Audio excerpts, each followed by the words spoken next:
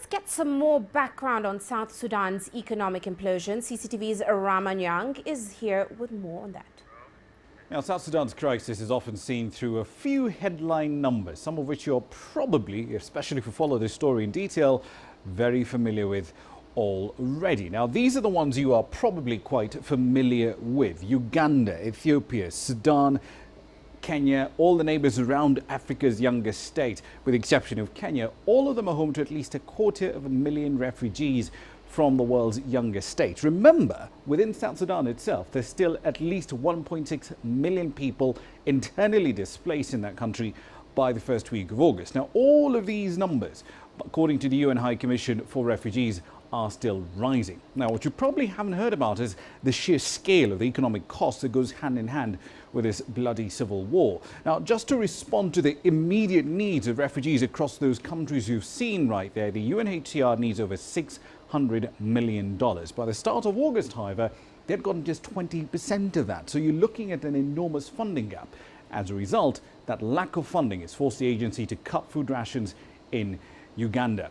There's something a little more troubling as well, though. You see, South Sudan's civil war has really been running on what's called monetary financing. That's basically when a central bank literally prints money, which it then turns around and lends to the government to spend. Normally, these guys over here are supposed to be funding the operations either through proper legitimate borrowing from either banks or people who've got cash, international financial institutions, or taxes. In the absence of that, however, this is what the resources do. This, frankly, is the crack cocaine of economics. Now, between this and December's devaluation of the South Sudanese pound, the effects, to put it mildly, have been brutal. In December, inflation was just about 110%. By July this year, it had hit 661%, and it was still climbing.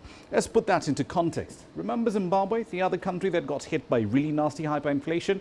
It took the better part of a year, between 2004 and 2005, for them to have a jump that big. South Sudan has done it in half the time, and it's getting worse.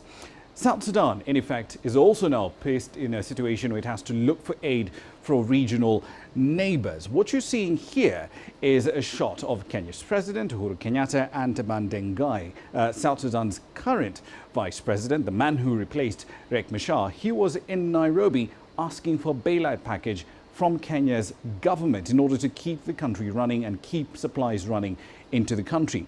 Also, there is a request for near $2 billion loan from China.